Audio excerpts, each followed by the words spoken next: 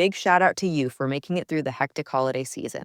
This new year, get clean, quality, pregnancy nutrient support off your to-do list, including Ritual's best-selling Essential Prenatal Multivitamin, designed with 12 traceable key ingredients to support a healthy pregnancy. With big changes coming up, take the small steps now and start today with 30% off a 3-month supply at ritual.com/podcast. These statements have not been evaluated by the Food and Drug Administration. This product is not intended to diagnose, treat, cure, or prevent any disease.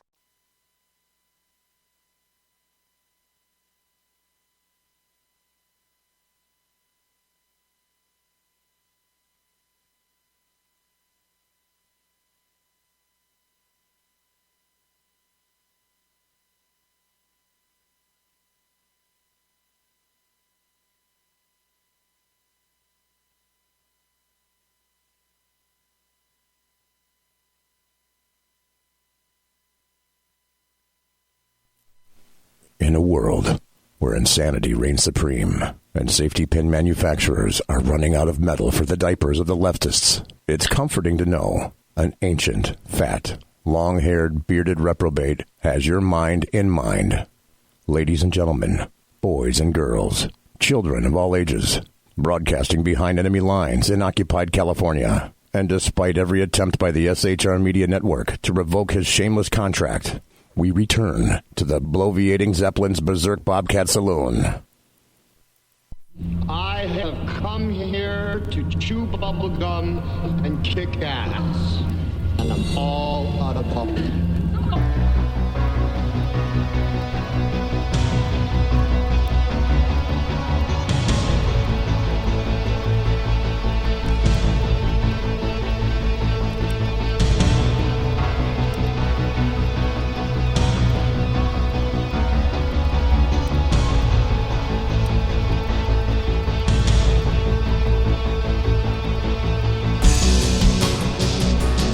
Ladies and gentlemen, boys and girls, children of all ages,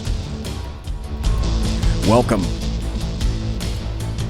to the bloviating Zeppelin's Berserk Bobcat Saloon radio show, live and direct right here from the sumptuous and palatial SHR Media Network Studios. You got a belly up to the bar. We've kept your seat, and it's great to see you back. Tonight is Thursday, the last day of February. February, BZ. February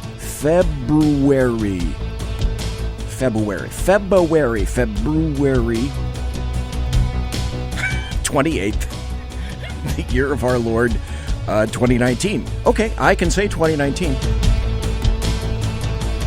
You got a belly up to the bar, we've kept your seat, and it's great to see you back, definitely. Biff is going to be your bartender tonight.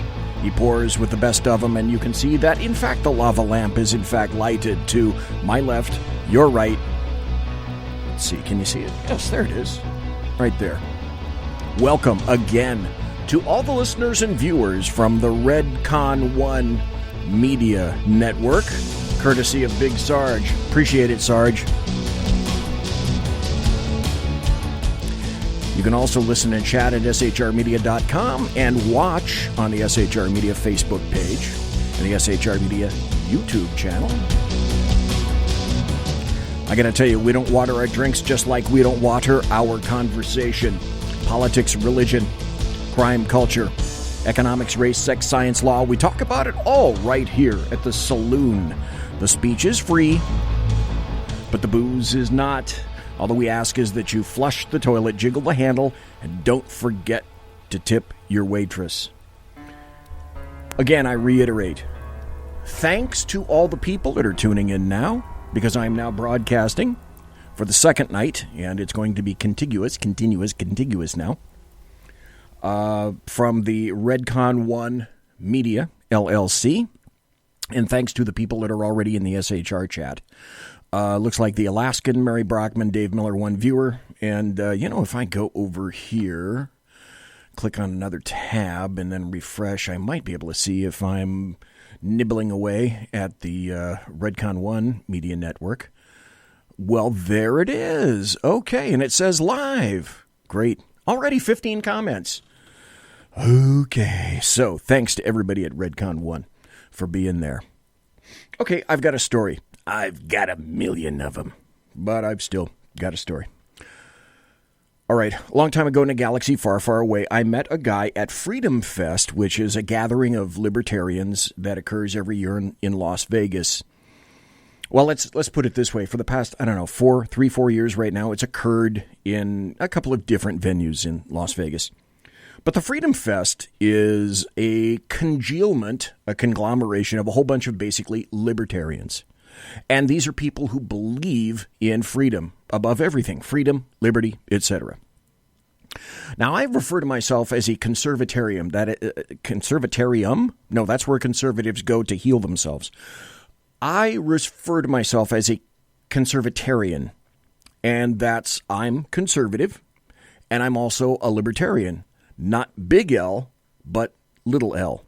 What I mean by that is there are certain things that libertarians believe in that I do not. And because I've seen the consequences direct of some of the things that they advocate, the two biggest problems that I have with libertarians, go ahead, unleash hell on me, is they believe in open borders, which I vehemently do not. I am not an open borders person because we are a genuine, unique, sovereign nation. And it's a republic if we can fucking keep it.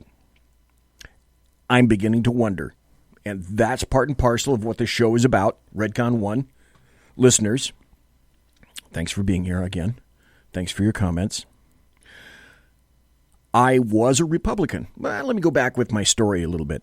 When I was I've been around for a while.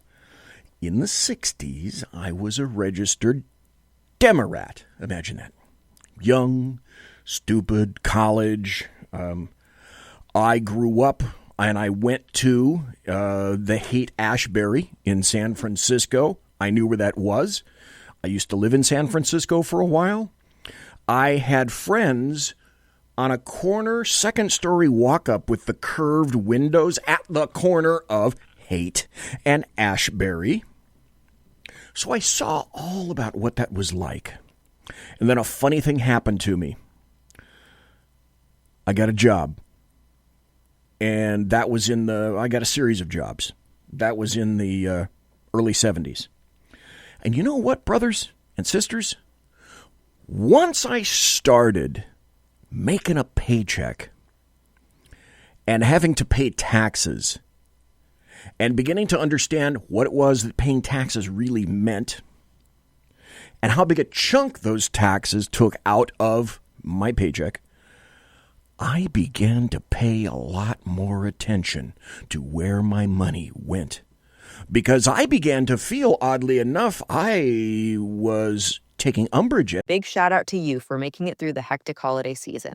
This new year, get clean, quality, pregnancy nutrient support off your to-do list, including Ritual's best-selling Essential Prenatal Multivitamin, designed with 12 traceable key ingredients to support a healthy pregnancy. With big changes coming up, take the small steps now and start today with 30% off a 3-month supply at ritual.com/podcast. These statements have not been evaluated by the Food and Drug Administration. This product is not intended to diagnose, treat, cure, or prevent any disease. Essentially socialism. It was my money. I earned it by the fruits of my labors, the sweat of my brow. Not of my bra. Okay, that's a story for another time. Don't you go there. I know what you're thinking. But I changed. Now, I was still a registered Democrat. And then the year 1980 came around. And I began to witness what Jimmy Carter was doing, what he didn't do.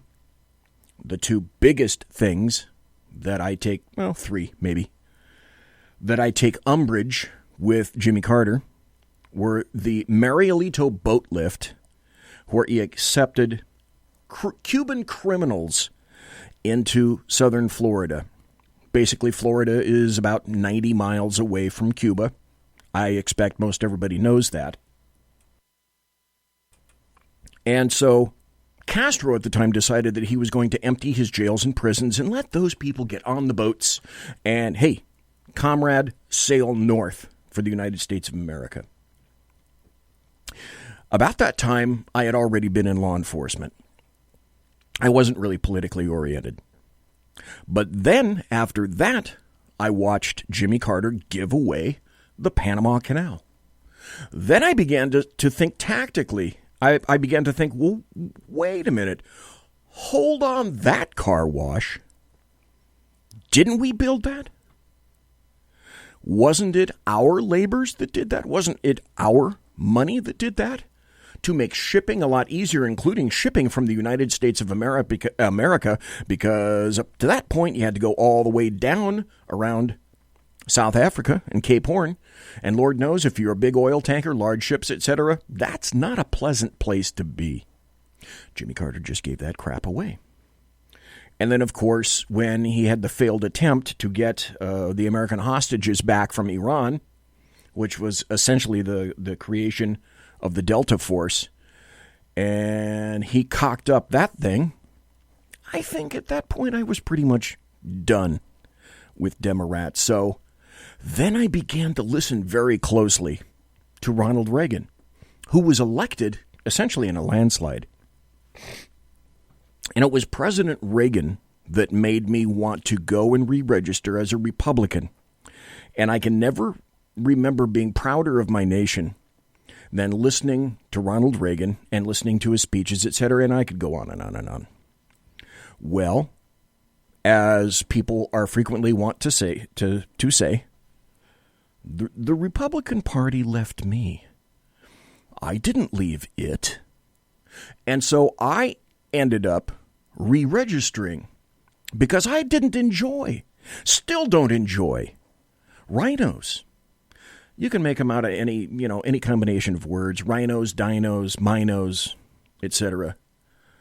But we really do have rhinos in our under the Republican tent. And I really don't think that that's going to change. So I am now a registered independent. I go wherever I want to go. I'm sad about that. I would much rather be a registered Republican, but I cannot in good conscience do that. I sent I used to get queries from the GOP because I used to put my money where my mouth was, and I would send them cash. Well, you well know that if you send any entity a check, well, you're on their mailing list from now until perpetuity, until the end of time. And then they began not to enjoy the letters that I would send back to them attached to their emails and requests for cash. And now, if there is a Republican that I support, and there are a few, Tom McClintock is one of them, used to be my Congress critter here, but they redrew the districts, and the BZ's Airy, his cabin up at the 4,000-foot level, off of Interstate 80 in the Sierra Nevada mountains, they redrew my district. So now, literally, I can see the edge of my district from my house. They took me out of Tom McClintock's district. Swear to Christ, it's only by a couple of feet. So he's no longer my Congress critter, but he was. And I enjoyed him. And then there was Trump. And again, this is a sort of a spooling up, if you will, for the people that have never listened to me before on Redcon 1, the people that are in chat right now on SHR, Murray Brockman, Dave Milner, the Alaskan, Kaiser Shuff, whom I'll be calling just a little bit Kaiser, one viewer. You've heard my spiel before. So this is for the new people that are listening at Redcon 1. And again, thanks very much for listening. Because I know especially on the East Coast, 11 o'clock, 11:13 right now, you got a lot of choices. One of them is sleep. And yet you elected to be here with me tonight, which is why I very much appreciate it. So I'm going back and letting people who are just beginning to listen to the show understand where it is that I'm coming from. And like I said, then came Donald John Trump, the guy with the dead orange cat on his head, who I was not going to vote for. My guy was Ted Cruz. Now, Ted Cruz cocked up a couple of things during his campaign. who's perfect, the only perfect politician in my mind that thinks the exact same way that I do is, well, me, and I am essentially unelectable. Yeah, speaking of, Kaiser says, hey, where's Beantown Billy? I miss him. Good point. I'm not going to be elected. I'm not going to run for anything. I've done my time. I retired. I'm a retired guy. And I was not going to vote for Trump. And then all the guns began to emerge and began to fire at Donald Trump.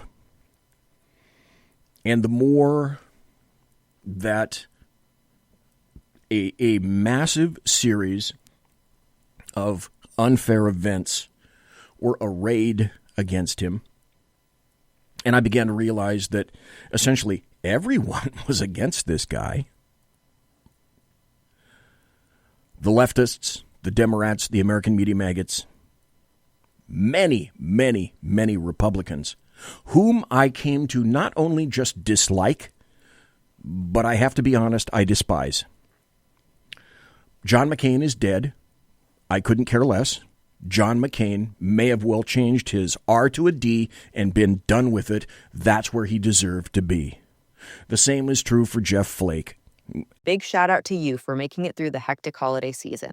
This new year, get clean, quality, pregnancy nutrient support off your to-do list, including Ritual's best-selling Essential Prenatal Multivitamin, designed with 12 traceable key ingredients to support a healthy pregnancy. With big changes coming up, take the small steps now and start today with 30% off a 3-month supply at ritual.com/podcast. These statements have not been evaluated by the Food and Drug Administration. This product is not intended to diagnose, treat, cure, or prevent any disease. Aptly named, as I've said for quite some time. We've got a ton of rhinos in the Republican Party. And then after looking at all the massive forces that were arrayed against this guy with the dead orange cat on his head, I began to listen to what he was saying. And I was thinking, okay, now it becomes, I guess you could say, not just a binary, but maybe a bipolar decision. I could vote for Hillary Clinton, knowing all the things that I did historically about her and also the way that she was conducting her campaign. I could either vote for Hillary Clinton, or after essentially Donald John Trump won the GOP nomination, it became that kind of a decision. Okay, do I suck it up, Buttercup, and go for the orange hair guy? Because I knew I wasn't going to go for Hillary Clinton. And so I decided, okay, I'll take a big gulp of air and I'll vote for Donald Trump for 2 reasons, both of which he has already successfully accomplished to this point. So, you know what? Every win that Donald Trump gets beyond about, I don't know, January, the end of January, February, March, April, everything beyond these 2 points, as far as I'm concerned, it's gravy. It's a bonus. It's an addendum. The president, number one, the president wasn't Hillary Clinton. Massive reason for me. Massive issue. And then the second point. If you control these 2 venues in the United States of America, then you control this nation. 1 is education. 2 is SCOTUS. I don't see conservatives getting education back in the near future. So when leftists, because this is their master plan, when leftists don't get their way, the first thing they do is run to court. And eventually, it goes up to the Supreme Court of the United States. And 9 black-robed justices sit and weigh on these measures. And so when Alito passed away, not Alito, God, now I can't think of the guy's name. This is sad. Somebody in chat tell me the guy's name. great justice, the Italian dude, he passed away. And I thought, oh, this is going to be a fight. This is going to be a fight. This is going to be a terrible fight. And it was. It was a nasty fight. It was a terrible fight. And Neil Gorsuch was installed. And I thought that was a pretty good decision. Okay, that looks like both of my requirements for Donald Trump have already been fulfilled. And then there was Kavanaugh. Oh, but wait, sit down, BZ. You're about to get a twofer. So then Kavanaugh stepped in, and he went through hell, and now we have 2 associate justices replaced in SCOTUS. One of 2 things is going to happen that people have indicated. I firmly believe that President Trump is going to get a 3rd vacancy in SCOTUS. And I think he's likely going to fill it probably at this point with Amy Coney Barrett, whose religion, according to Dianne Feinstein, her dogma, her Catholic dogma lives large inside her, meaning, you evil bitch, you're religious. And that's what it's getting down to as far as leftists are concerned these days. The other thing is, and you can't not pay attention to this, and Donald Trump has been paying attention to this, is the appellate courts and the lesser judicial courts and the D.C. court. And he's been making federal judicial appointments kind of sub rosa, covertly. That's a good thing, too. And then all these various commitments. Scalia. Thank you, Kaiser. Antonin Scalia. And then Donald John Trump has been making all these commitments, and he's been seeing them through, all these promises, air quotes, that he made during his campaign. And I'll be a son of a bitch. Those are starting to come true also. Bonus again. So, where I thought I was going to have a hell of a lot of heartache with regard to President Trump, it's turning out to be almost exactly the opposite. Now, yes, is he a brawler? Yes.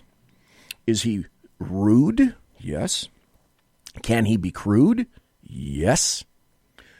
It's alleged that he's had affairs. This new black chick came out, and there was a lot of breast beating. See what I did there? About he had some kind of an affair, blah, blah, blah, blah, blah.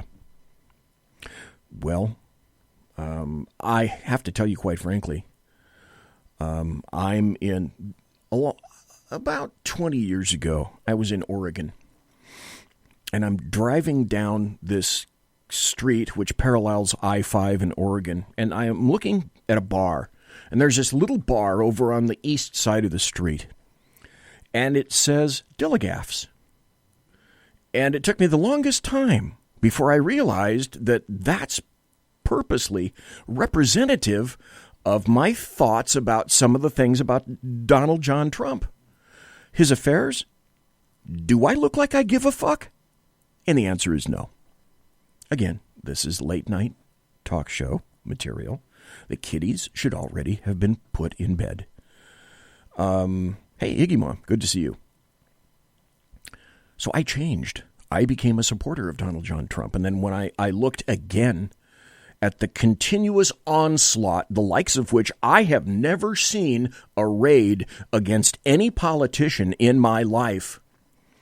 And this dude with the crazy ass hair is like Teflon and more. Big shout out to you for making it through the hectic holiday season.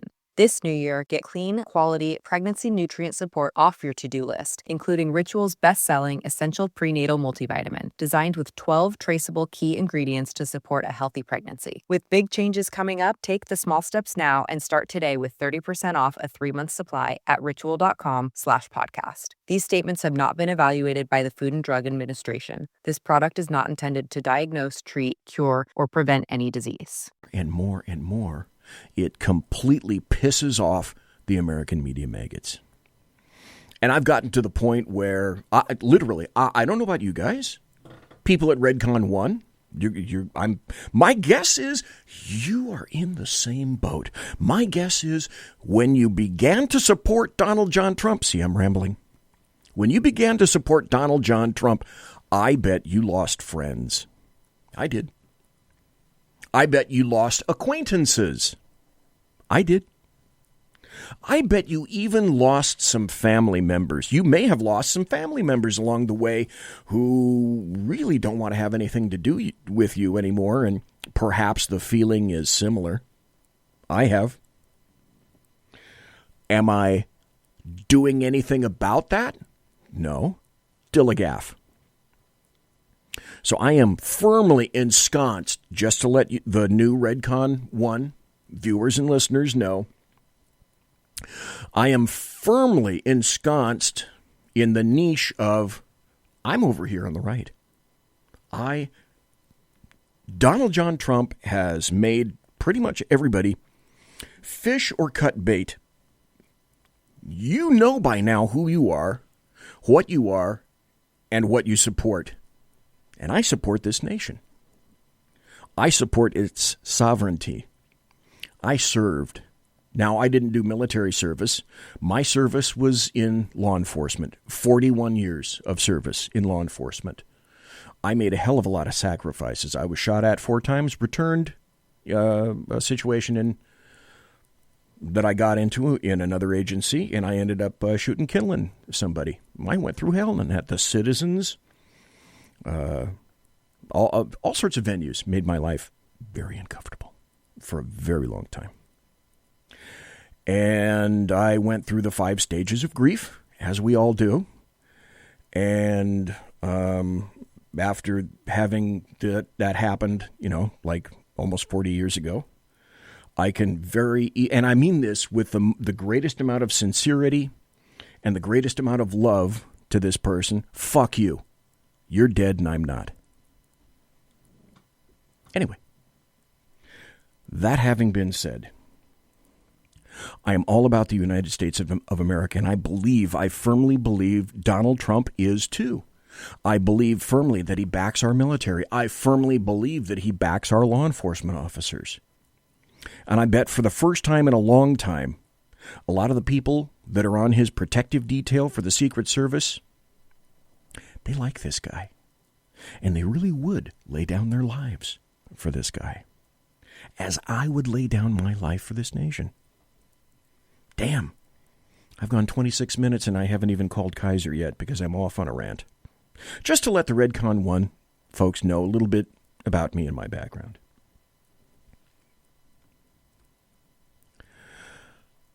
I'm in my 7th decade. I'm not a young man. I've been to 3 World's Fairs and a goat fuck. Seen it all. Done everything. There are things that I've done and seen that I will never, ever tell anybody about. And when I give him a call, I'm sure that's very true of Kaiser. There are things that I've seen and done that you will never know about. Many, many people will never know about. Things that I've had the opportunity to do, to see, to engage in. Things that I took oaths to protect. Things that I raised my right hand and said something similar to, I will never divulge the contents of what it is that I did on behalf of the United States of America. Because you know what? Here's another thing that I should tell you. I'm an oath keeper. I'm a silverback. And I'm a sheepdog. And just like, for example, a Marine is always a Marine, a military member or a member of law enforcement is a sheepdog, and I'm still a sheepdog. We'll talk about this in the second hour, with specifically regarding the Second Amendment. And folks, when you get to be my age, with my training, education, and experience, and my mindset, not my physicality, not my body, it's gone to crap. I'll be the first to admit it. All you have to do is look at my ass. But me and other people like me who support this country, if you want a fight, bring it.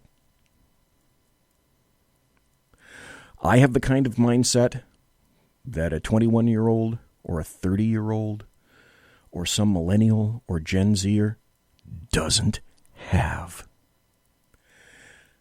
And in that regard, because I've paid a series of very heavy prices to be here today, if push comes to shove, a lot of people are saying a civil war is coming. Don't know. Not advocating for it. If push comes to shove, I can guarantee you one thing. And I swear, and I tell this to you honestly, in a forthright fashion. And I think people who know me know that when I say this, I am not kidding. Should things fall into that venue in some fashion, I'm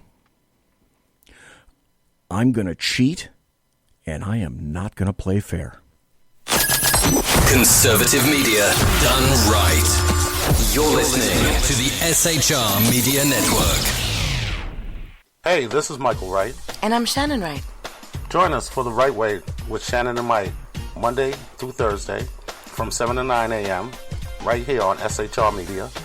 Why are they joining us? For fun things like sports, politics. Oh, maybe some news and entertainment? And all kinds of other things. Money and recipes and events, all kinds of stuff. Yeah, so join us Monday through Thursday, 7 to 9 a.m. here on SHRmedia.com.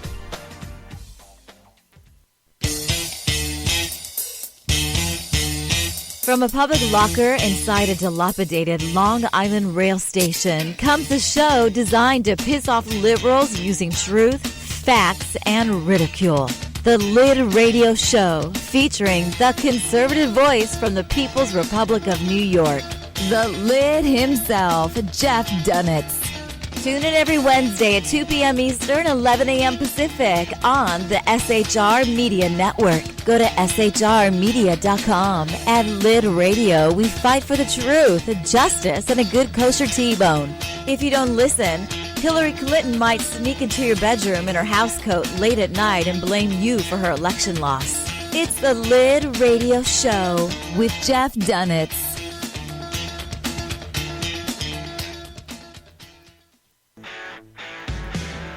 Hey girls, Carry Girl Gear is here. More and more women every day are concealed carrying, participating in competitive shooting, and getting firearms training. It's not a boys' club anymore, and we don't have to shop in their stores anymore either. Finally, a cool and unique clothing line just for women. Dope tees and hats for the patriotic concealed carry and 2A girl. So what are you waiting for? Go check out carrygirlgear.com today. It's your business diva here, Melanie Collette. I am inviting you to a front row seat as I discuss some of the most intriguing details of wealth and finance with today's movers and shakers in the world of business. Listen in and discover financial truths on a global, domestic, and household scale. Uncover topics that will impact your wallet today and in the future. Money Talk with Melanie airs Monday through Friday, 5 p.m. East, 2 p.m. West, right here on SHR Media and High Plains Pundit Talk Radio. You can't afford to miss it.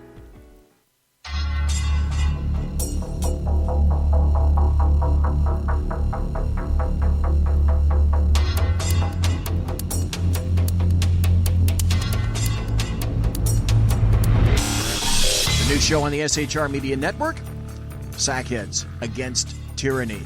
On shrmedia.com. Go there quick like a bunny, 11 p.m. Eastern, 8 p.m. Pacific every Wednesday. Live and direct on the SHR Media Network.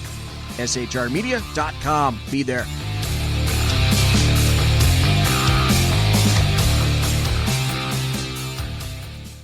For 50 years, I've seen the American people blinded by corrupt politicians, a lapdog media, and deceptive Islam.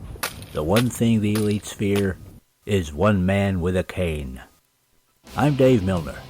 Join me through Spreaker, iTunes, and SoundCloud, through SHR Media and the Western Free Radio Network, for half a century of experienced perspective on political and social issues, weekly on The Unpleasant Blind Guy. And catch me on Jeff Mitchell's EDL Radio on blogtalkradio.com. There's no surrender, ever. Because truth is not always pleasant. Broadcasting behind enemy lines in occupied California, a mere 2 miles from the state capital, the bloviating Zeppelin's Berserk Bobcat Saloon radio show can be heard every Tuesday and Thursday night at 8 p.m. Pacific and 11 p.m. Eastern, only on the SHR Media Network. Go to shrmedia.com to listen. You can also watch on the SHR Media Facebook page and the SHR Media YouTube channel. No goldfish were abused in the making of this ad. Conservative media done right. You're listening to the SHR Media Network. Ladies and gentlemen, boys and girls, children of all ages, thank you ever so kindly from my clotted little heart. I am BZ, the bloviating Zeppelin. I reside here in the Berserk Bobcat Saloon, where I am broadcasting behind enemy lines in occupied California. And the studio is 2 miles east of the locus of evil on the entire damn left coast, nay, perhaps the nation. And that's the Bill Mill. That is the Capitol building in Sacramento, California. That is the locus of evil on this planet, where late at night, when I exit through that door right over there and I open it up, I hear the cries and moans of the deaths of common sense in that building. And then I smell the noxious, terrible, deadly vapors of sulfur and brimstone. Because you never quite know what's going to issue forth from the Capitol building in Sacramento, California. Well, somehow I managed to go on a full half-hour rant, but luckily I have Kaiser Shuff on the line, and what I'd like to do is this before I bring Kaiser on. I realize that I'm going to have to kind of craft my show for a lot of the newer listeners that are here that are not aware of the various constructs of BZ's show. And I have a ton of constructs, and I have some people that come here over a number of times. Dave Milner, for example, is going to be here next week, Tuesday night. And his specialty is EDL. We talk about Tommy Robinson, EDL, and basically how Islam influences us. I should also say that if you're interested in this kind of thing and you want to find out the truth about Islam, I am going to be having next Thursday night, a week from now, live in studio, an expert on Islam who has written quite a number of books. He's a world-renowned speaker. He's gotten quite a number of awards. The man's name is James E. Horn, and he's going to be here next Thursday, live in the studio. It just happens that way, and I'm very, very happy to have him here. That's a show, because it's live. This is interesting. Because I'm on late at night, and I warn you, I tell you that very frank topics come up and very frank discussions occur. Some people hedge their bets. And the reasons that I like internet or wireless broadcasting over the interwebs is, hey, welcome to Simone Says, is because I tend to get out of people things that they wouldn't say in other venues, and that's why I like interviewing people. How many radio shows do you listen to, terrestrial or otherwise, where a guest will be on for 5 minutes, and you have a hell of a lot of questions for that guest because you're interested in that guest? And number one, you don't get more than 30 seconds And your question, the question that you had is never asked. And on top of that, the damn host won't let the guest talk. Take a big cup of shut the hell up, talk show host. Let the people respond to you. That's why I like to have a full hour minimum for the people that come on. Well, speaking of the people that come on, let's introduce Kaiser Shuff. Kaiser, are you there, sir? Oh, yeah. How's it going, BZ, brother? Excellent, excellent. Now, as I indicated before, because you've never, as far as Redcon 1 listeners are concerned, they've never heard you before. I know for a fact that you've called in a couple of times, and to, I believe, Big Sarge, I think, has had you on the show a couple of times. You've called in. Yep. But I like to, for the people that may have not listened or heard you call in to the Redcon 1 media network, what I'd like to do, because I think you're a way cool cat, and you and I are on an even keel in terms of how we perceive the planet, the galaxy, and this lovely, beautiful, blessed nation of ours.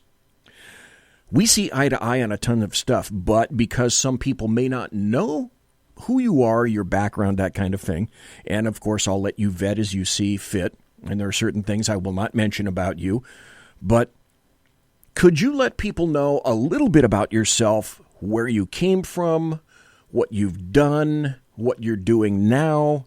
And I know that you're gonna censor a little bit, but I just try to give people a sense of who you are and what you've done, if you would, please. Yeah, that's not a problem. I started out at 17 in the U.S. Army as a military policeman. Had to have permission from my mother to join because I got out of school 1 year early. High school, I'm talking about. Then I went into the Marine Corps at 20, had my first war during the Gulf War. Before that, I was stationed in Europe in the Army, and my last year was in Adak, Alaska. Then in the Marine Corps, I went to boot camp, of course, at Paris. From there, I went to Lackland Air Force Base for some training as a military policeman. Okay. Bounced into Camp Pendleton, worked on the SRT team out there. Was in 1st FSSG, 1st Force Service Support Group. It no longer exists, but it was an absolutely outstanding field unit. Did my time during the Gulf War, came back, went to Japan for my last year. Okay. Got out, went in the National Guard, was a union iron worker for 5 years, putting myself through school. I worked in 3 separate federal agencies, contracting since 2005. Worked in the Near East, NFA Kalam I speak Arabic.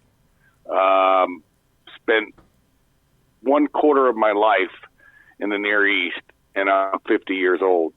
And those shmees, you talk about subject matter experts, right? I bodyguarded those types of people. And I from the survival terminology, I use the same terminology with any expert. I don't like that word, because experts die all the time and they're wrong. And, I've actually had to correct a subject matter expert in Afghanistan when I was working for Democracy International, who insulted somebody, and she was not even smart enough to realize it. And it almost corrupted the entire team. And luckily I was the TL, and I was like, roll it up. We're out of here. So anyways, that's a little bit about me. I'm still alive at 50. So I guess I did something right? But the reason that I wanted you to mention that is because I want people to understand that you, like me, have a history of discipline and sacrifice. I've told this story before, and it makes a lot of people laugh, and it made you laugh at one time, so I'll tell it again to the people at Redcon 1. With my age, I should have gone to Vietnam. And I should have had my butt in Vietnam. I should have gone, and at the time, another little thing that you and I have in common, because at one time you did, and at one time I did, live in Ohio. And in Ohio, I was going to school, and also college, etc. And I selective service when I turned 18. The first day on that, you got to fill in your little card, and you send it in. Well, I did that in Ohio. What I didn't discover for years and years later, and it was one of those things where I kind of wondered about it in the background, and then I got involved in life. I got involved in law enforcement. It really didn't. I didn't think of it ahead anymore because I got just involved. Life happened, basically. Life is what happens when you're planning to do other things. What I didn't know is that all of the selective service records for the state of Ohio were held in a little teeny town called Chillicothe, Ohio. What I also didn't know was that there was a big-ass tornado that went and leveled and devastated Chillicothe, Ohio. And all those records went, well, who knows where. And it was only years later when people would ask me, okay, well, what have you done? Where have you been? What's your CV? That I began to wonder, why didn't I get called up? So I started to do some research, made a few phone calls, etc. And that's exactly why. My and whoever's record happened to be in there, all our civil service records, because at that time, who knew what a digit was? Anything digital had to be on your hand, and that's as digitized as any of that stuff got. So I went for a series of careers of sacrifice and discipline, and that is what you and I have in common. You went the military route, I went the civilian law enforcement route, and that is why I respect you. And when you say something, I know that what you're saying is crafted and molded and hewed and viewed and observed in the crucible of discipline and sacrifice for the United States of America. That's how I know it. That's how I know you. Yep. One thing, though, I saw law enforcement from both the civilian side and the military side. So I like that fact because as a federal cop, I got to see it on the civilian side, and they are two separate entities. Yes, they are. A lot of people don't understand that a civilian cop can't do what a military cop does at all, unless they are military police trained.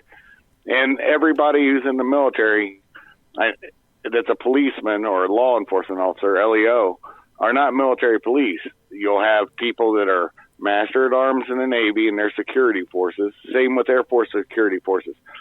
They are not, even if they're LEOs, they're not MPs. They don't do EPW. They don't do NEO-ops. There's a route reconnaissance. There's a lot of missions that they just do not do.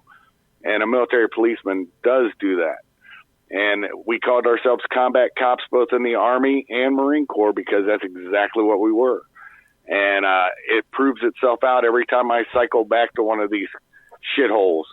And a military policeman is it's an enigma. A lot of people don't understand until you're doing it, but it's still the same thing. It's a job, and you still have to enforce laws from time to time as you see fit.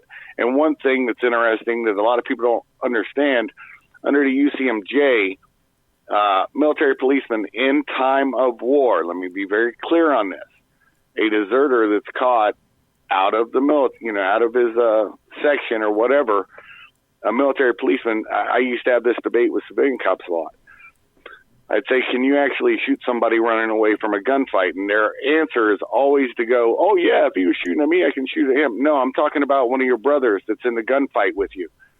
Well, no, of course we can't. Well, you see, a military policeman can do that. And he has to do that to instill good order and discipline during time of war. And that's what people don't get, is that it's also straggler control. There's a lot to it, but you have to be judicious in it because you're going to have to send the paperwork up to the provost marshal's office.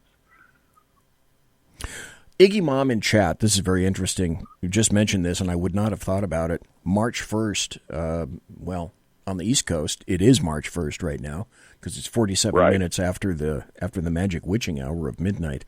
March 1st is the anniversary of the death of Andrew Breitbart. The assassination, yeah. Can you imagine what the realm of conservative thought would be if Andrew Breitbart were still here? That was a serious loss. That was a very, very serious loss. Well, we've had a bunch of them. I mean, Scalia, I love the fact that you brought him up earlier. And on Scalia, a brilliant legal mind. Yes. And in my opinion, he was assassinated. He was on a Democratic ranch owner's place for some reason. He did not have the required U.S. Marshals security team with him. There was a lot that was strange about that story. Found with a pillow over his head. Yeah, there was a lot of stuff that did not pass the smell test. I'll be the first to admit that. And then they quickly wanted to put in Gorsuch, and thank God they, of course, said, okay, we'll wait because we know Hillary will get in. Well, Trump's had to replace him, and he also got to replace, I can't think of the other justice's name. Kennedy. Kennedy, and we got Kavanaugh, and soon, I don't know how she's still even in there because she can't be doing her job, but, RBG. Right. Yeah, she needs to be replaced. But after that, look, the one doorstop that we always had, and see, you were right, we lost education a long time ago. Yes, we did. When you have people like Bill Ayers writing the student books for these people that are going through school, that's what he does for a living now. And, he's in the Weather Underground. One of the leaders, him and Bernadine Dorn, his wife, and guess where Barack Obama kicked off his political career? In Chicago, at their house. In their living room, that's true. And they were involved in various bombings that were in San Francisco at the time, because I lived through that. I was there for that. The SDS, the Weather Underground. Yep. All of those lovely little people, the RAF, the Red Army faction, all of that stuff was big, large, and in charge when I was in college. I saw all that stuff. I heard about all that stuff. I lived through that stuff in San Francisco. Well, they used to say, this is back in the day, they used to say that the weathermen and SDS, all they did was bomb buildings. No, I remember they bombed a policeman. Oh. I remember they killed a bunch of people in New York. I'll tell you another thing that really gripes my goat, because people just forget about this stuff, is Kent State. I was privileged to serve in a unit in the Guard when I got out of the Marine Corps. And not most, but there were several of the guys in my unit that actually were at Kent State. And what they fail to remember when they talk about those poor 4 that got killed and everybody that was wounded, well, guess what, folks? They were trying to burn down the ROTC building. They'd been very violent with rocks and stuff. If you don't think a rock can kill you, think David and Goliath. Yeah. I mean, I love how the narrative, and the media has been doing this for years, too. They'll make the most obscene look to be acceptable. And there is a problem with that. You cannot have... Anyways, I shoot a little further right than you do. You know that, brother. But it just daggone... it really upsets me to watch and we are starting to win back some of the culture war, just because everybody's seeing when the left wants to euthanize babies. I mean, they're showing when you fail to respect the smallest among us, the smallest life, then your society's in decline.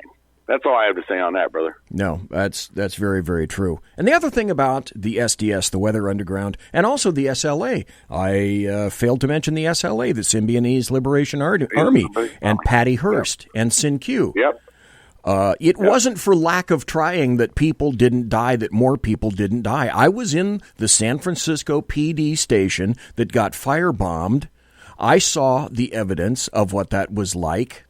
I was working at the time when Crocker Bank in Rancho Cordova got robbed by the SLA and also by Patty Hearst carrying guns into the Crocker Bank where a person was killed. Oh, that's right. People seem to massively forget about that.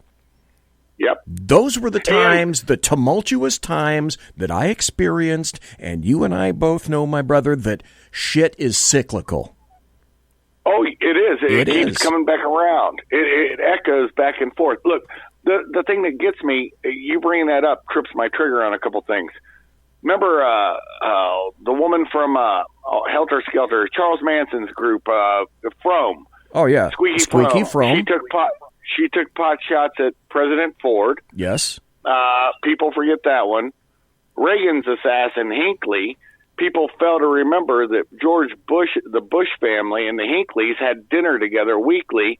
Hinckley was the only person who was an attempted assassin of a president given weekend passes to see mommy from the mental health institution. I mean, the insanity of this stuff, if they think everything that we're talking about is new, even Antifa, they just called themselves Anti-Racist Action. It's the same thing. Yeah, and they're still brown shirts, okay? They're still the brown shirts, just in today.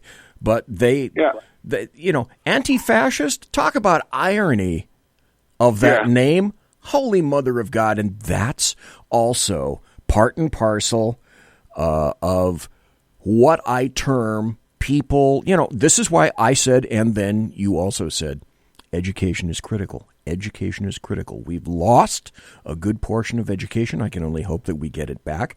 But this nation and individuals have, I believe, purposely historical Alzheimer's. They fail to learn from history. And George Santayana said, essentially, those who fail to learn various messages and lessons from history are doomed to repeat it again and again and again. And we're seeing that.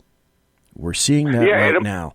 Socialism! Well, whoever thought that we would have a president of the United States during a State of the Union speech who would have to say something like, and I'm not going to support socialism. Are you fucking kidding me? And the answer is no, we're not. This is where America is right now. I fucking agree with you wholeheartedly. Here's the funniest part about this whole thing. When you think about this, what you're seeing with education and what you said is exactly correct. It's lost because of tenure. They learned how to work the system. Yes. And it's always been about getting into the system and corrupting it. They've also worked and boweevled themselves into the federal service at the highest levels. When you have an outright communist and a Muslim convert being the head of our intelligence agency, we have a problem here, Houston. The FBI was corrupted at its very upper echelons, and it's coming out. Now you have the Democrats, they won back the House, and they're trying to make, I'll tell you what, you talking about Teflon Don, that's the truth, because the more they throw at him, the bigger he becomes. This whole thing they did while he was in Korea, I think that's going to blow up in their face big time, and they don't even see it. Well, not in Korea, but in Vietnam, talking to the... I have to be very cautious when I say something like this. And I'll be honest, for probably one of the first times that you've ever heard me say something like this. But I think I'm not the only one in this position. Abortion to me was not an issue that I placed on my shoulder and clutched to my heart, because I'll be frank again, I don't have kids. Okay? Right. Whether that's good or bad, it's just the way it is. Right. And it wasn't an issue that I argued for or against in particular, because it never really affected me, except this year. When you have people on any given political side who are trying to tell me that it's okay to kill a child just before birth, or it's okay post-birth, anytime post-birth, for any reason, it's not only okay, but it's now advocated to kill the weakest amongst us. That's when you took me out of, kind of indifferent, to I'm gunning for your ass. I agree. Guaranteed. If we don't have a respect for life, There are, I think you could probably ask in a poll or walk around various college campuses and discover that there is more concern for a dog or a cat or a tree frog than there is for a human being. And even a snow darter. Yeah, that too. Yeah. But when leftists push in this fashion, I'm sorry. We have to. No, I'm not. Fuck it. I'm not sorry. We have to draw a line. Kurt Schlichter's been on my show 3 times now, and he calls himself and people like me and you, he calls us normal. We're normal. They're not. Right. But now he calls us militant normals because we've been pushed so far that we have to become militant about our normality. What? Oh, the fuck? I agree. Yeah, I agree. When you can actually have a protest over statues go completely sideways and politicized, lied about, it amazes me when I see different things that happen. Look, like you said, those who forget their history are doomed to repeat it. There's a reason why, like it or not, the Confederate statues were erected. And to tear them down, to do the things they've done, it disrespects. Look, I'm a soldier. I've met my enemy after the battle, and a Marine. And I will tell you this. I've never held hate in my heart for him, even when I've had to pull the trigger on somebody, and I'm being honest and frank. But when you fail to respect your enemy, then you're failing in a lot more ways as a society, because that person may have fought for his beliefs and his thoughts, or maybe not, maybe just for what he considered was his nation state, capital S. And there was 2 states at that time, the United States and the Confederate States, whether we like it or not. And to fail to recognize your enemy's soldiers and their sacrifices, it lessens the sacrifices of our people. I don't know if that makes sense to you. No, it does. In other words, because if you fail to recognize the abilities of your enemies, then you underestimate their ability to kill you. We have about 10 seconds or more before we got to go to the top of the hour break. When we come back after the break, Kaiser will still be here. And now I want to migrate over to the portion where we talk about current issues. And I'll go over some current issues and some stories, and I'll ask Kaiser to weigh in on some things like that. So please don't go anywhere. Thanks for watching the Bloviating Zeppelin. It is IBZ here in BZ's Berserk Bobcat Saloon radio show, where you can listen to me and watch me. And thank Big Sarge for this at Redcon 1 Media. Thanks for listening and watching at Redcon 1. Thanks for listening and watching and being in the chat room at shrmedia.com, and for watching on the SHR Media Facebook page and YouTube channel. I greatly appreciate it. And Kaiser and myself will be right back after this. Conservative media done right. You're listening to the SHR Media Network. Hey, this is Michael Wright. And I'm Shannon Wright. Join us for The Right Way with Shannon and Mike, Monday through Thursday from 7 to 9 a.m. right here on SHR Media. Why are they joining us? For fun things like sports, politics. Oh, maybe some news and entertainment? And all kinds of other things. Money and recipes and events, all kinds of stuff. Yeah, so join us Monday through Thursday, 7 to 9 a.m. here on shrmedia.com.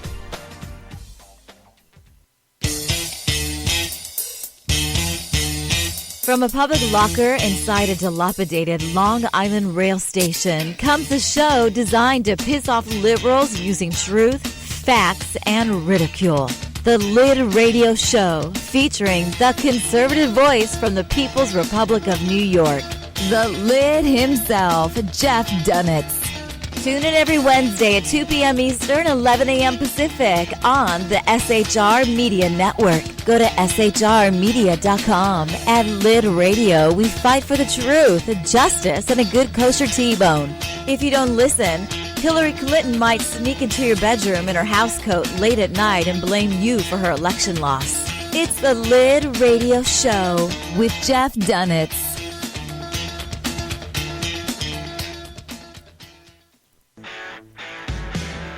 Hey girls, Carry Girl Gear is here. More and more women every day are concealed carrying, participating in competitive shooting, and getting firearms training.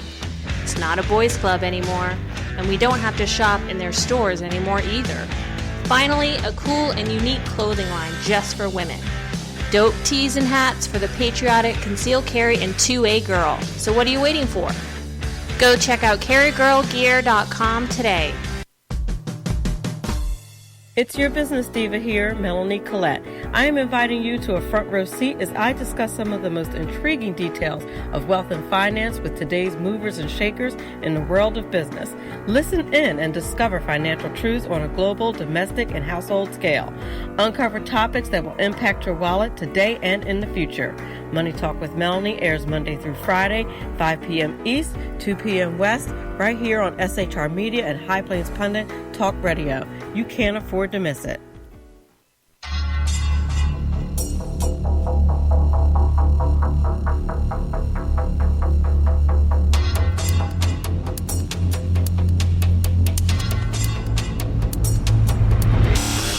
The new show on the SHR Media Network, Sackheads Against Tyranny. On shrmedia.com. Go there quick like a bunny, 11 p.m. Eastern, 8 p.m. Pacific, every Wednesday. Live and direct on the SHR Media Network. shrmedia.com. Be there.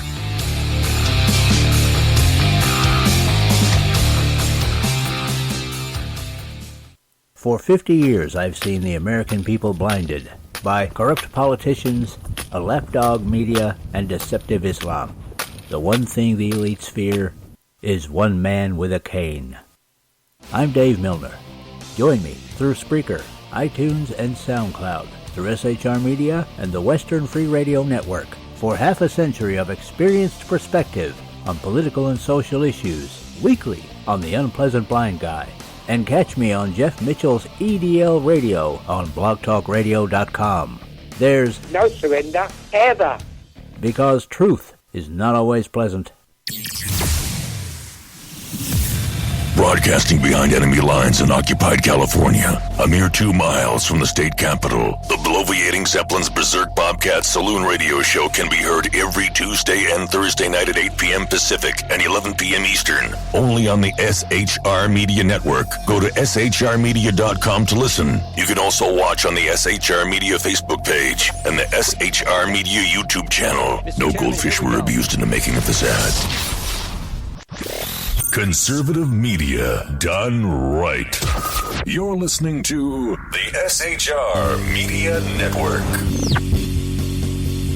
Ladies and gentlemen, boys and girls, children of all ages, thank you very much for listening and watching tonight, for watching me, the bloviating Zeppelin, on BZ's Berserk Bobcat Saloon radio show, where you can be heard. I can be heard. I don't know if you can be heard, but I can be heard on the Redcon 1 Media Network and also at the SHR Media Network. Thanks to Big Sarge for including me in the Redcon 1 Network. Tonight we have Kaiser Shuff on the air. And I want to start. We're going to go over some news stories and some things that you may or may not have heard before. There's about a, 2 or 3 minute cut. And Kaiser, I don't know if you've heard this. You may have.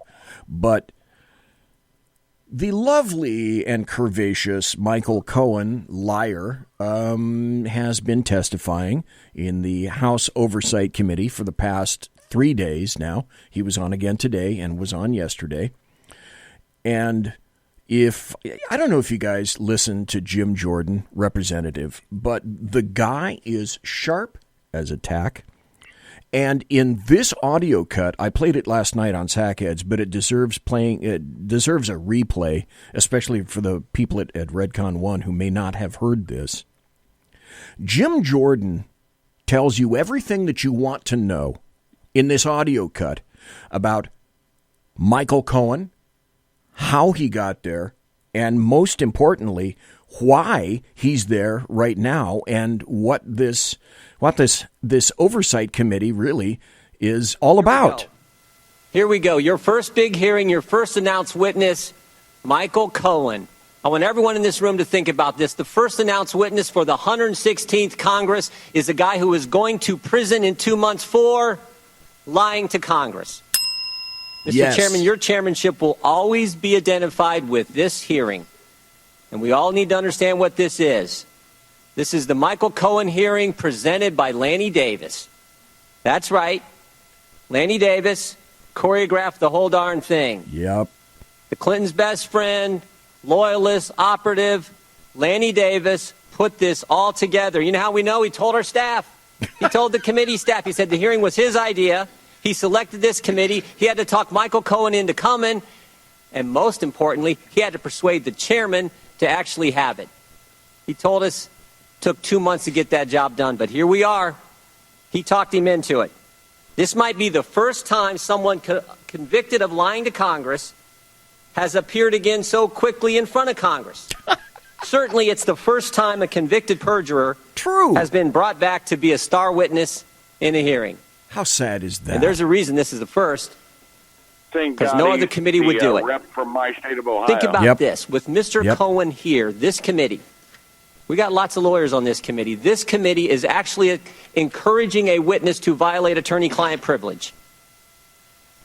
Mr. Chairman, when we legitimize dishonesty, we delegitimize this institution. We're supposed to pursue the truth, but you have stacked the deck against the truth. We're only allowed to ask certain questions. Even with that amendment you just told us about, well, Russia's now on the table. You initially told us we can't ask questions about the special counsel, can't ask questions about the Southern District of New York, can't ask questions about Russia. Nope. Nope. True. The only subjects we can talk about are ones you think are going to be harmful to the President of the United States. And the answers to those questions are going to come from a guy who can't be trusted. Yep. And you should look at Elijah Cummings sitting right next to Jim Jordan. You should see the look of incredible disdain on his face. But this is where, again, we are in Congress. Well, you remember they tried to take Jim Jordan out this last election cycle by saying that he was involved in some. Oh yeah, they had a bunch of former kids wrestlers. in wrestling, right. Well, they were wrestlers from OSU, and the wrestlers all banded together and said, "No, that guy's lying," and it pointed it out that guy was lying. We had the lying on Kavanaugh. They're being exposed, BZ, and this is one thing that people need to take hard on. And I didn't say hard on; I said heart on. Yes. I caught that, and I'm supporting you. You meant heart on. Yes, exactly. Come on, folks. Come on, folks. I'm eating some filthy olives right now. but what I'm talking about, brother, is in all honesty, they tried to take him out because they knew he was a formidable opponent, and that's the whole thing. Everybody's failing to realize that this is being done with purpose, and they're lucky it was an off presidential election cycle, or I don't think they would have taken back the House. But you look at what they put in during this election cycle, it should give everybody great pause, because they're not socialist. They are democratic socialist. If everybody wants to look back all the way to Yemen, we can go back to East Germany. All these countries in the Soviet satellites were democratic socialist countries. And that is communist. Well, so folks, they need to wake up. They've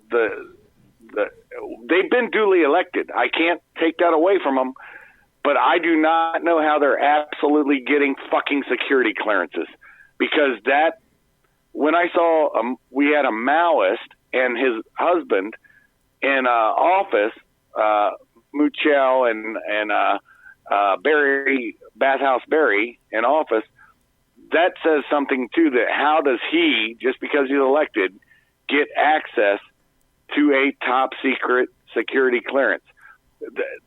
There's a reason why they do stuff like that.